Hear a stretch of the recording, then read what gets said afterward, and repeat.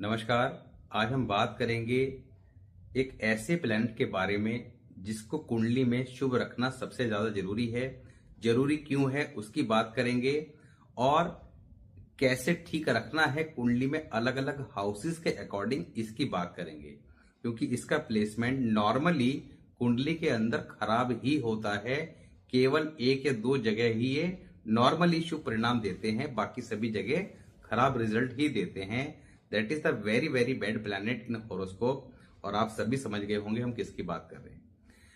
मगर इसकी बात करने से पहले यहां पर अभी तक हमने जो बात करी है सैटर्न, केतु और मंगल के बारे में, तो यहां पर कुंडली के अंदर 9 प्लैनेट हैं, उसमें से 3 की बात करी है।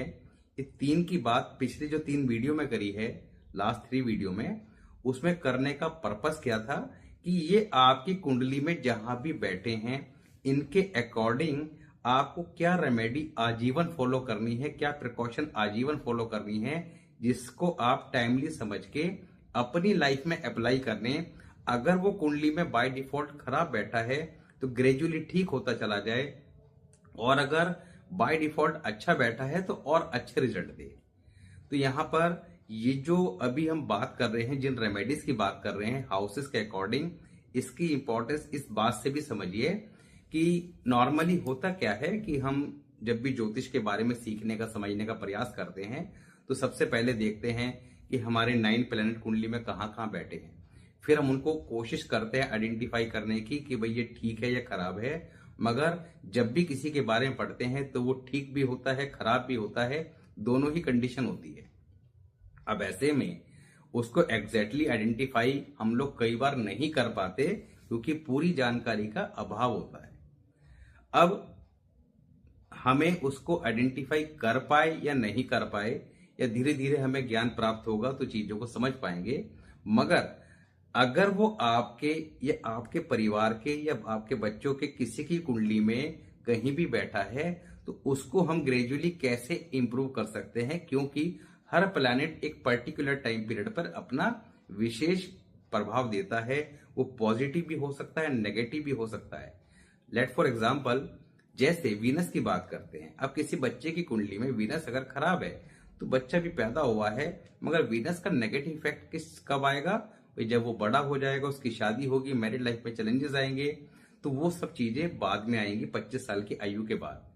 तो अगर वो बचपन में खराब है, हमने उसकी रेमेडीज स्टार्ट कर दी, देन ग्रेजुअली वो इंप्रूव होता चला जाएगा। तो इन रेमेडीज को, अब किसी का सैटर्न, जैसे हमने बात करी थी कि सैटर्न 5th हाउस में है, अगर खराब कंडीशन में है, नॉर्मली खराबी होता है, तो भाई उसको जो है हमने 10-12 साल की उम्र में, 8 साल की उम्र में एक रेमेडी वहां पे एडवाइस की थी, वो करा दी।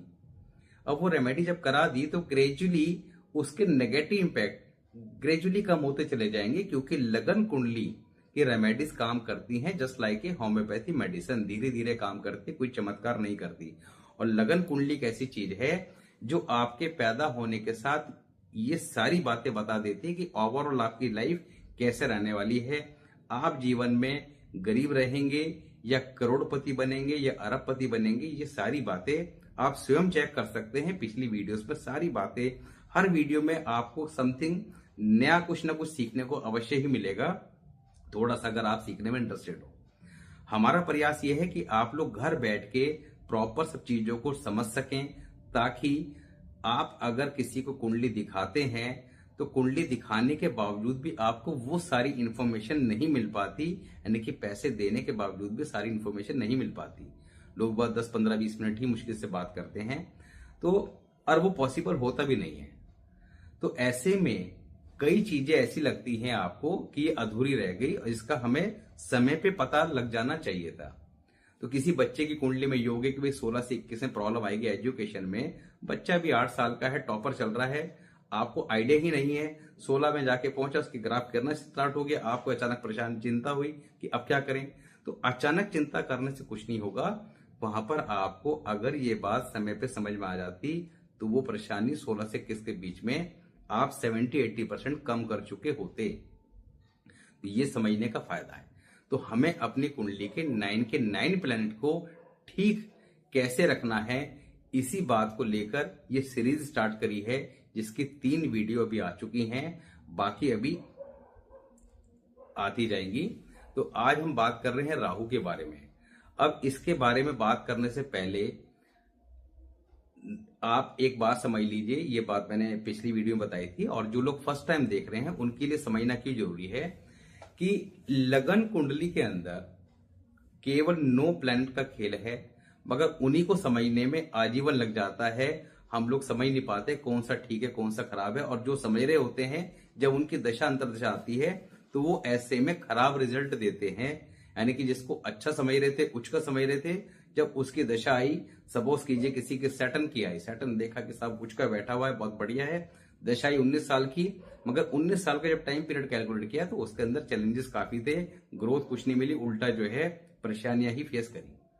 तो ऐसे में कहाँ गलती कर दी, और यहां पर ये सीरीज समझने का फायदा यह है कि वो आपका उच्च का है नीच का जैसे भी है, मगर उसको ठीक कैसे रखना है परमानेंटली, क्योंकि लगन कुंडली आपके पिछले जन्म के कर्मों के आधार पर तय हो जाती है, बन के आती है और जीवन के बारे में बताती है। लगन कुंडली में जो प्लैनेट बाय डिफॉल्ट खराब बैठ गए हैं, वो प्लैनेट अपनी दशा अंतरदशा गोचर के अंदर खराब फल ही देंगे। वर्ष फल के अंदर भी जब वो आ जाएंगे, अगर वो वर्ष फल में खराब हुए, लगन कुंडली में खराब है, तो उस साल बहुत ज्यादा दुखी करेंगे। लगन कुंडली में अच्छे हैं, वर्ष फल में खराब भी हुए तो उतना ज्यादा परेशान नहीं करेंगे। तो ये कॉन्सेप्ट को समझना जरूरी है। डेली बहुत सारे लोगों से बात होती है, लाइफ पूरी तरह से कई बार लोगों की डिस्ट्रॉय हो चुकी होती है, चाहे मैरिड लाइफ हो, किसी के संतान नहीं हुई, किसी के कुछ नहीं हुआ, तो हमें दुख होता है कि ये बात अगर समय पे सबको पता लग जाती। आज ये 50 साल की उम्र में बात कर रहा है, समझ रहा है, काश ये चीजें इसको टाइमली पता लग जाती तो लाइफ के अंदर ये चैलेंजेस शायद ना देखने को मिलते। और सभी चीजों का इलाज बेसिकली वर्चुअल से होता है। वर्चुअल की हम हर वीडियो में करते आते हैं। तो यहाँ पर राहु की आज बात कर रहे हैं। राहु की बात क्यों कर रहे हैं? क्योंकि राहु कुंडली का सर्वाधिक पापी ग्रह है। राहु आज के समय का राजा भी कहा जाता है। बहुत सारे थंबनेल में आपने देखा होगा कि कलयुग का राजा।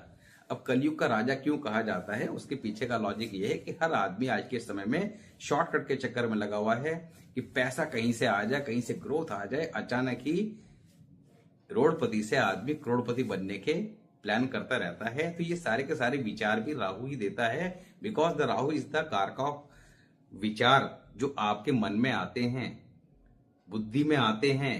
तो कहा गया है जैसा बुध वैसा राहु, जैसी बुद्धि वैसा राहु।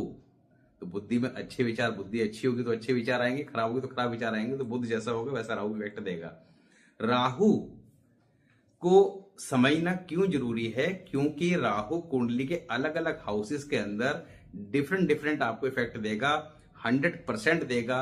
अभी शॉर्ट में आपको जितना कुछ बताएंगे, ये सारी बातें मैंने पास्ट वीडियो में काफी डिटेल में बता रखी है, मगर यहां पर अभी शॉर्ट में उसके मेन चीजों को समझना है कि किस तरह के आपको इफेक्ट देगा, और उसके लिए परमानेंट कौन सी रेमेडी फॉलो करनी है। कि अगर वो बाय डिफॉल्ट खराब भी बैठा है, हम नहीं कैलकुलेट कर पा रहे, तो आप उसको ग्रेजुअली कैसे ठीक करते चले जाएं, ताकि वो गोचर में, वर्ष फल में, महादशा अंतरदिशा में आपको ज्यादा दुखी परेशान ना करे, और अगर अच्छा है तो वो और अच्छा हो जाए।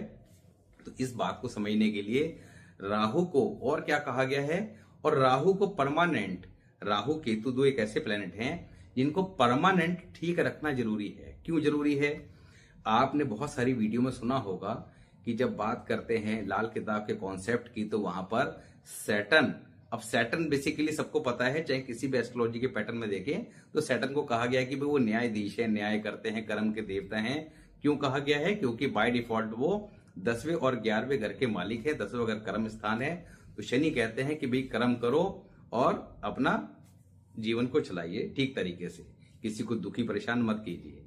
अब न्यायाधीश हैं, तो न्यायाधीश खुद तो बाजार में जाएंगे नहीं, तो न्यायाधीश ने 2 अपने एजेंट रखे हुए हैं, दैट इज राहु और केतु, कि जाओ चेक करके आओ किसने कहां गलती करी है। यानी कि जैसे 2 पुलिस वाले होते हैं ना, आपका जो भेजते हैं सम्मान लेके, तो इसी तरह से आप समझ लीजिए। तो आपने राहु और केतु को अगर बैलेंस कर लिया, ठीक रखिया, और ठीक क्यों रखना है? क्योंकि हर साल उनकी वर्षफल की रेमेडी कीजिए, लगन कुंडली के उपाय परमानेंट चालू रखिए, तो ये आपके हमेशा पॉजिटिव रहेंगे, आपकी रिपोर्ट आगे पॉजिटिव जाएगी। और पॉजिटिव रिपोर्ट किसके पास जाएगी? दुख के देवता के पास। तो शनि भी कुंडली में खराब रिजल्ट नहीं देंगे। तो इसलिए राहु को और केतु के परमानेंट उपाय अवश्य ही करने चाहिए। केतु की बात हम कर चुके हैं लास्ट वीडियो में, तो यहाँ पर राहु की बात कर रहे हैं। दूसरा, राहु क्या है? राहु बेसिकली कुंडली के अंदर उसको हाथी कहा गया है। अब हाथी जो है वो किस तरह के काम करता है? हाथी अगर कुंडली के अंदर, यानी कि हाथी नॉर्मली शांत रहता है, अगर वो अपना उत्पात मचाने पे आ जाए तो उसको आप कहीं बांध देंगे, उस एरिया को तो तहस नहस कर ही देगा, मगर उसके आसपास के एरिया में भी उसके जो भूचाल है उसकी आहट सुनाई देगी, वहां पे भी कुछ ना कुछ नेगेटिव इफेक्ट जाएगा। तो इसलिए कहा गया है कि राहु कुंडली में जहां बैठा होता है उस घर को तो खराब कर ही रहा होता है, मगर अगर खराब कंडीशन में ज्यादा है तो वो उसके आसपास के घरों को भी खराब करता है, साथ लगते हुए हाउसेस को भी खराब करता है। राहु हाथी है, हाथी अगर उछाल मचाएगा या गिरेगा तो डेफिनेटली।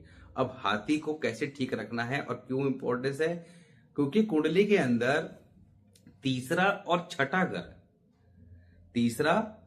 घर, इन दो हाउसेस के अंदर नॉर्मली राहु को अच्छा माना गया है। उसका कारण क्या है? क्योंकि कालपुरुष कुंडली के अकॉर्डिंग 3 नंबर की राशि आती है 3rd हाउस में और 6 नंबर की आती है आपका 6th हाउस में। तो दोनों ही बुध की राशियां हैं और बुध के घरों में राहु कंफर्टेबल जोन में आ जाता है।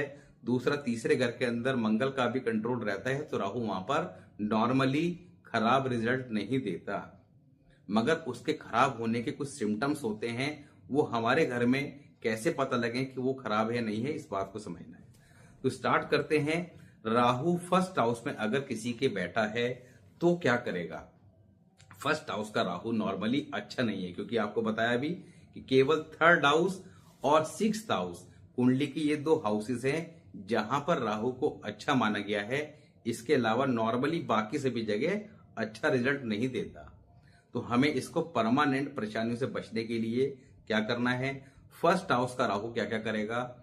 जीवन में कोई ना कोई कोर्ट केस अवश्य देगा, नंबर 1 पॉइंट। नंबर 2, ऐसे जातक का दिमाग शांत नहीं रहता, मन में स्ट्रेस रहता है, लॉट्स ऑफ प्लानिंग इनके दिमाग पे चलती रहती है। ऐसे जातक के पिता थोड़ा जिद्दी स्वभाव के होते हैं, जातक के अपने पिता से वैचारिक मतभेद रहते हैं।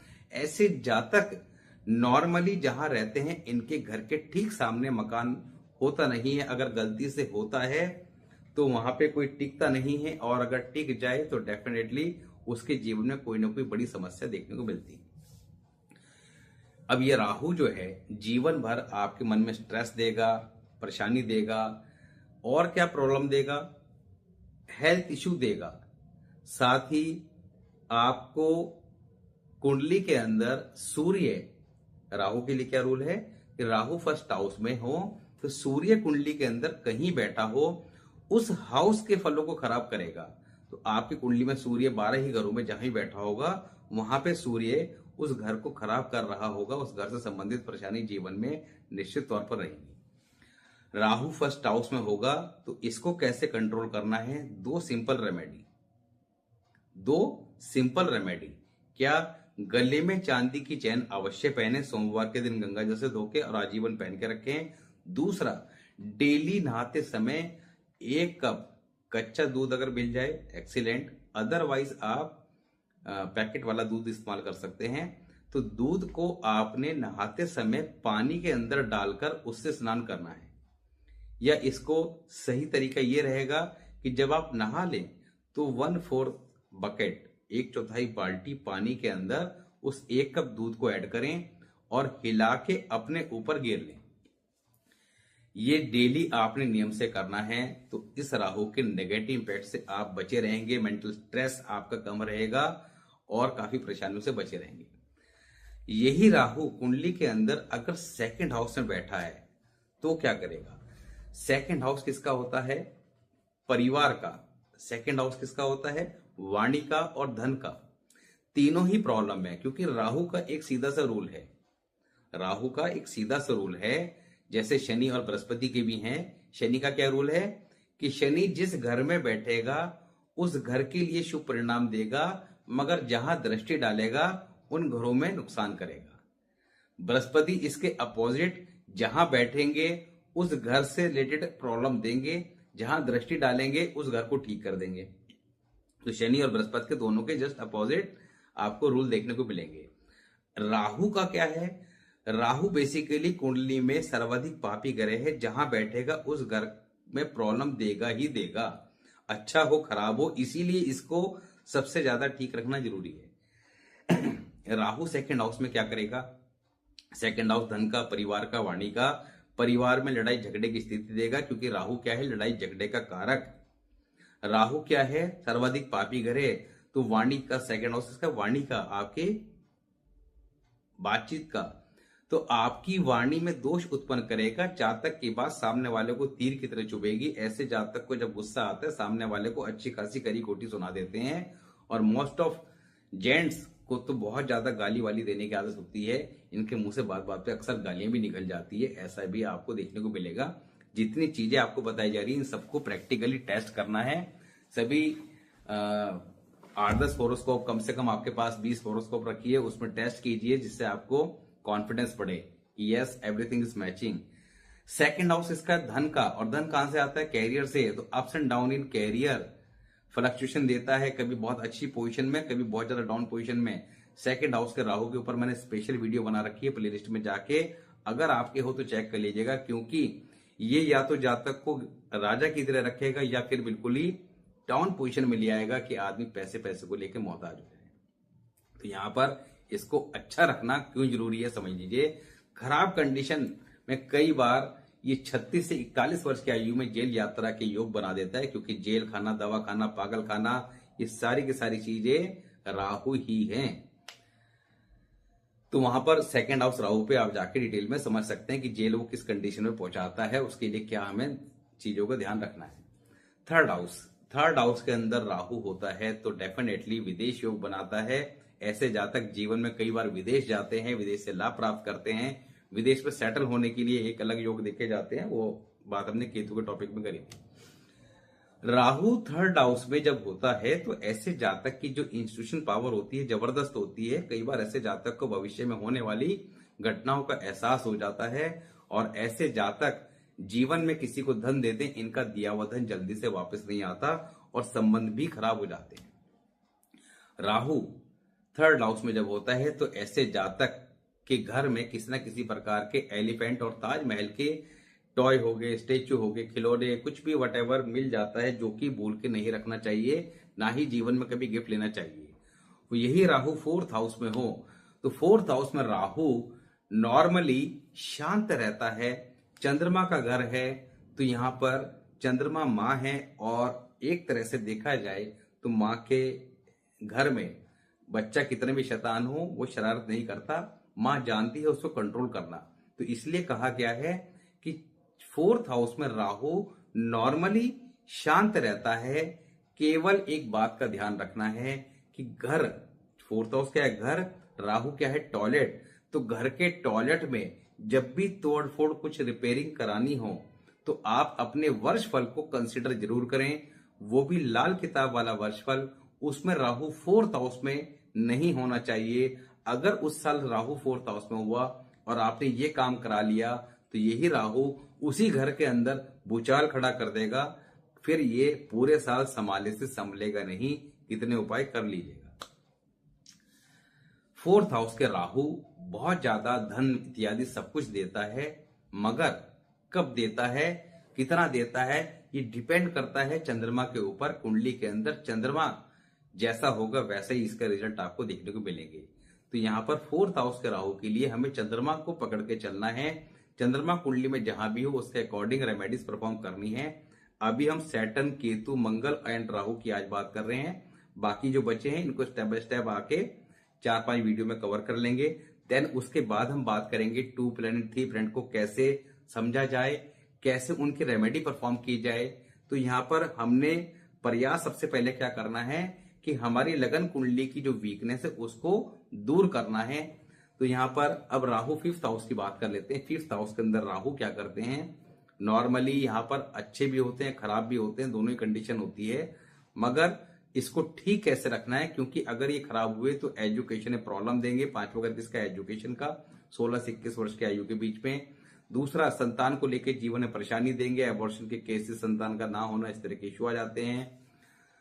तो राहु 5वें घर के अंदर जब होंगे तो इनको कंट्रोल करने के लिए क्या करना है, 50 से 60 ग्राम का चांदी का हाथी, उसके आगे के दोनों पैरों में लाल रंग का रेशमी धागा बांध के चांदी की कटोरी में उसको खड़ा रख लें, थोड़ा सा गंगा जल डालें और अपने घर की ईस्ट डायरेक्शन, घर के अंदर ही ईस्ट डायरेक्शन पे किसी ऊंचे स्थान पे रखें और उसके पानी यानी गंगा जल को ध्यान रखते रहे 2-4 दिन में। अगर कम होने लगे तो उसमें थोड़ा सा डाल के आप उसको मेंटेन रखें। यही राहु 6th हाउस में हो तो एक्सीलेंट। 6th हाउस के राहु को बहुत बढ़िया कहा गया है, क्योंकि 3 और 6 ये दो ही इसके घर हैं जहां पे इसको ज्यादा अच्छा कहा गया है।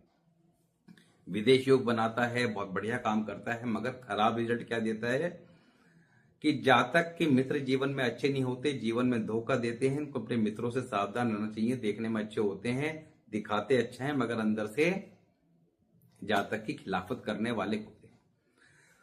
राहु 6th हाउस में हो तो यहां पर ऐसा राहु अगर अच्छा हो तो जातक जीवन में कितनी मुसीबतें में हो, ये अकेला राहु उसको बचा के ले आता है। इसके लिए वहां पर जब हमने राहु 6th हाउस की बात करी थी, प्लेलिस्ट में जो राहु ऑल 12 हाउस वाली वीडियो है, तो वहां हमने बताया है कि राहु हाथी है तो यहां पर बेड़ियां तोड़कर सूली पे लटके हुए इंसान को बचाने वाला, यानी कि इतना ज्यादा पावरफुल राहु 6th हाउस का होता है कि व्यक्ति को जीवन की सभी समस्याओं से अकेला ही बचाने में सक्षम होता है।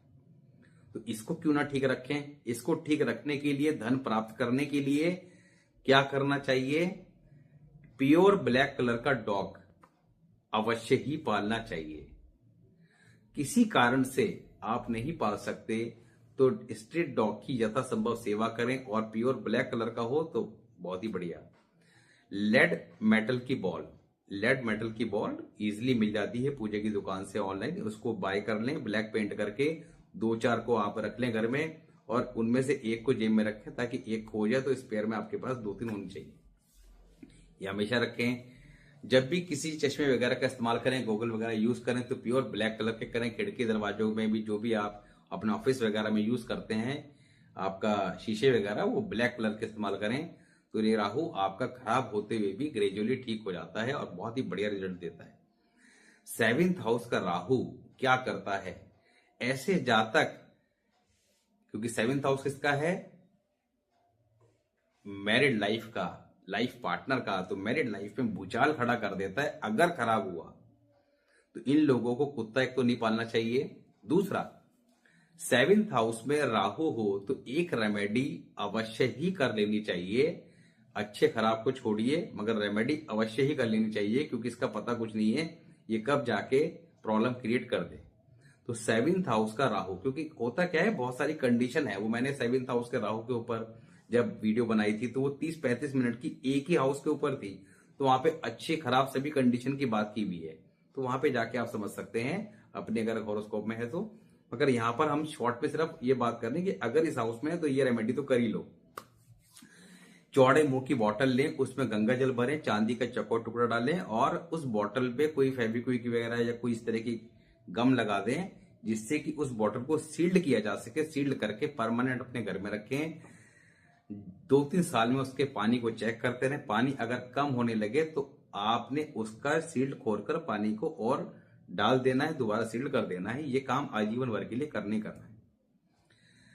7th हाउस का राहु एक काम और करता है कि ऐसे जातक अपना कैरियर जॉब से स्टार्ट करते हैं एंड फाइनली बिजनेस में शिफ्ट अवश्य होते हैं, चाहे बेशक ही वो किसी तरह की अच्छे से अच्छी जॉब में क्यों ना हो, जीवन में व्यापार करते जरूर है। यही राहु 8th हाउस में हो तो ऐसे जातक को नजर जल्दी लग जाती है, रिश्तेदार जेलस फील करते हैं, दीवारों में सीला नाना इस तरह के। अच्छा हुआ तो विदेश योग, खराब हुआ तो जेल योग। सिंपल सा कॉन्सेप्ट है, अच्छा हुआ तो विदेश योग, खराब हुआ तो जेल योग। इस राहु के लिए क्या कहा गया है कि इसको आइडेंटिफाई करने के लिए कि ये शुभ है ये खराब है, तो ऐसा व्यक्ति अपने ग्रैंडफादर को देख ले। ग्रैंडफादर का अगर कलर सांवला काला है तो यानी कि राहु आपका शुभ है। और अगर ग्रैंडफादर का कलर गोरा है तो यहां पर it is the symptoms of ये राहु खराब है और जीवन में आपके भूचाल ला सकता है। और खराब कंडीशन पे क्या बताया कि जेलियो, अच्छा हुआ तो विदेशियों। ऐसे जातक को जीवन में एक बार जज के सामने पेश तो अवश्य ही होना पड़ता है, चाहे अच्छा हो या खराब हो। दीवारों में सीलन ना आने दें, पानी की टैप्स इनकी जल्दी लीकेज करना स्टार्ट कर देती है, उसको इमीडिएट ठीक कराएं। कई बार लंबे समय तक वो टपकती रहती है, हम लोग ध्यान नहीं देते, इस बात का ध्यान रखना चाहिए। इनको जो गारमेंट है, अंडर गारमेंट है, वो रेड व्हाइट ये यूज करने चाहिए, ब्लू ब्लैक अवॉइड करने चाहिए। साथ ही तो यही कार्य इनको करने चाहिए। 9th हाउस में अगर राहु बैठा है आपका, तो 9th हाउस में राहु क्या करेगा, जातक के परिवार खानदान में किसी न किसी की 2 शादी अवश्य कराएगा। ऐसे जातक की अपने ससुराल वालों के साथ ट्यूनिंग कम सेट रहती है, कम बनती है। ऐसे जातक के घर में टेडी बियर सॉफ्टवेयर ज्यादा रखे होते हैं, जो कि रखने नहीं चाहिए। इनके घर में जो इलेक्ट्रॉनिक डिवाइस होती है, राहु क्या electronic device, and 9th house क्या धर्म, तो इलेक्ट्रॉनिक डिवाइस के अंदर कुछ ना कुछ धार्मिक चलता रहता है सुबह शाम, जैसे कुछ भजन चल रहे हैं या मोबाइल में ऐसे लोग ज्यादातर डीपी स्टेटस धार्मिक लगाना, कॉलर ट्यून धार्मिक लगाना, और आपका मोबाइल में भजन ज्यादा सुनना, ये सब इनके नेचर में होता है। डोरबेल का घर की धार्मिक होना, ये सारे काम अवॉइड करने चाहिए। दूसरा, डेली गंगा जल अपने ऊपर छिड़कें और कुंडली के अंदर बृहस्पति जहां हो उसको अवश्य ठीक रखें, क्योंकि 9th हाउस में राहु जहां होगा तो बृहस्पति का घर है, बृहस्पति को अवश्य ही खराब करेगा। बृहस्पति क्या है, हमारी किस्मत का कारक। तो 9th हाउस का Rahu not good for father. तो यहां पर 9th हाउस के राहु को ठीक करने के लिए बृहस्पति का उपाय करें और साथ ही आपका गंगा जल अपने ऊपर छिड़कें, क्योंकि उपाय से ज्यादा जो प्रिकॉशन आपको बताई जा रही हैं ये ज्यादा इंपॉर्टेंस रखती है। जैसे बताया भी 3rd हाउस के राहु के लिए कि घर में एलिफेंट जो हैं वो नॉर्मली रखे होते हैं, एलिफेंट या ताजमहल, नहीं तो आ जाते हैं। अब आएंगे तो उसके बाद प्रॉब्लम आएगी, रखे होंगे तो वो खराब राहु को इंडिकेशन दे रहे हैं। तो पहले तो जो उसकी खराब चीजें हैं उनको हटाइए, तो आधी प्रॉब्लम तो यहीं पे ठीक हो गई। रेमेडी उसके बाद की सेकेंडरी चीज है। 10th हाउस में राहु हो तो 10th हाउस में कोई भी प्लेनेट हो उसका रिजल्ट 4th हाउस के प्लेनेट की तरह है। कुंडली में जैसा चंद्रमा वैसे ही 4th हाउस के प्लेनेट का रिजल्ट। इसी तरह 10th हाउस में राहु तो जैसा कुंडली में शनि वैसे ही 10th हाउस के राहु का रिजल्ट। अगर शनि अच्छा है तो 10th हाउस का राहु भी अच्छे रिजल्ट देगा।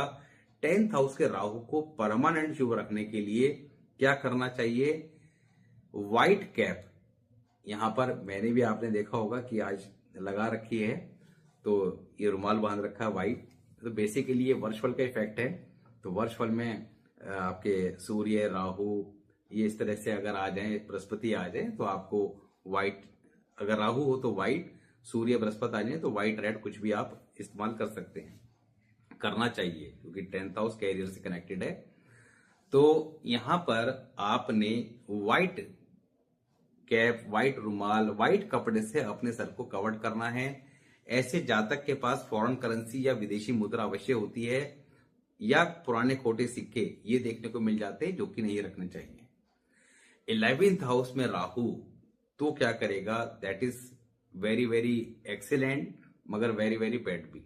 नॉर्मली इसको खराबी माना गया है क्योंकि बृहस्पति को खराब करता है। 11वां घर बाय डिफॉल्ट शनि का है, वहां पे ये शनि का चेला है, शनि के साथ बैठ शनि के घर में आके ये कंफर्टेबल हो जाएगा। बृहस्पति एनिमी है, उसको खराब करेगा।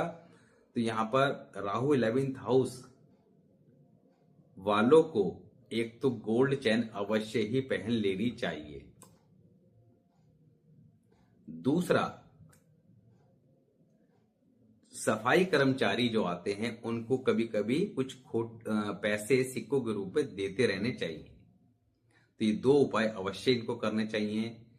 राहु अगर, क्योंकि 11th हाउस हमारी इनकम का है, तो हमारी इनकम के अंदर फ्लक्चुएशन देता है, अप्स एंड डाउन देता है। तो यहां पर ये उपाय इनको, अब देखो फायदा क्या होता है, किसी का 11th हाउस में राहु है, आपके बच्चे का ही है, आपने बचपन में उसको गोल्ड चेन नहीं पहना सकते तो रेशमी पीला धागा पहना दिया। अब बच्चा बचपन से जब पहन रहा है तो उसका बृहस्पति जो राहु की वजह से खराब हो रखा था वो ग्रेजुअली ठीक होता चला गया। तो एक सिंपल से रेमेडी, पीला धागा आते ही कितने का है, 5 रुपए का 1 मीटर है, और 1 मीटर में कम से कम 3 लोग या 4 लोग पहन सकते हैं। तो सिंपल 1 रुपीज की कॉस्ट आई, मगर एक छोटी सी रेमेडी 101% काम करती है। टाइम नहीं समझना है, बच्चा बड़ा हो जाए तो गोल्ड चेन बना दो। राहु 11th हाउस के लिए एक बात और स्पेशल है कि ऐसे जातक के नॉर्मली फादर 48 साल की आयु तक रहते नहीं हैं। अगर ये राहु अच्छा हुआ तो 48 साल की आयु तक फादर रहेंगे जरूर, और 48 साल की आयु तक अगर रह लिए तो उसके बाद जातक के जीवन में जबरदस्त राजयोग आता है, जो उसको बहुत जबरदस्त लाइफ के अंदर गेन देता है, सक्सेस देता है। राहु 12th हाउस के अंदर अगर बैठा हो तो यहां पर इस जातक को एक शेख चिल्ली की तरह बना देता है। ऐसे जातक के जीवन में बड़े सपने होते हैं, बिग ड्रीम इन लाइफ। बड़ी बात करना, छोटी बात कुछ करनी नहीं है। चाहे अभी केवल घर में पंखा लगा हो, मगर ऐसे बच्चे बात जो करेंगे वो मर्सिडीज, जैगुआर इस तरह की करेंगे। मतलब छोटी बात करनी नहीं है। एंड सबसे इंपॉर्टेंट, अगर ये राहु अच्छा हुआ तो इनके सपने पूरे हो भी जाते हैं, तो इसको हम अच्छा ही मान के चलेंगे। 12th हाउस विदेश का है, राहु विदेश का कारक भी है, तो ऐसे जातकों को विदेश में सफलता देता है, सारे काम कराता है। हालांकि उसके लिए कुछ चीजें और भी देखना जरूरी है। रात का, क्योंकि 12th हाउस क्या है, हमारी रात की नींद का। तो 12th हाउस में जब राहु होगा तो हमारी रात की नींद डिस्टर्ब करेगा। ऐसे जातक नॉर्मली रात को लेट सोना, रात को नींद उछट जाना, इस तरह के सिम्टम्स देखने को मिलते हैं, परेशानी रहती है। राहु 12th हाउस में होता है तो बृहस्पति को भी खराब करता है। तो यहां पर इस राहु को ठीक रखने के लिए हमें मंगल की सहायता लेनी पड़ती है। एक लाल कपड़ा लें, उसमें 4 मुट्ठी सौंफ डालें, उसकी पोटली बनाएं, तकिए के नीचे रख के सोएं। और साथ ही राहु 12th हाउस में जिसका होता है, राहु क्या है, ब्लू कलर। तो ऐसे जातक को ब्लू कलर बहुत ज्यादा पसंद होता है, बट दे शुड अवॉइड, इनको नहीं पहनना चाहिए। और इनसे जब आप बात करेंगे तो आप इनके पास देखेंगे नॉर्मली 80 to 90% इनके पास जो कपड़े होंगे या चीजें होंगी वो ब्लू कलर से ही होंगी।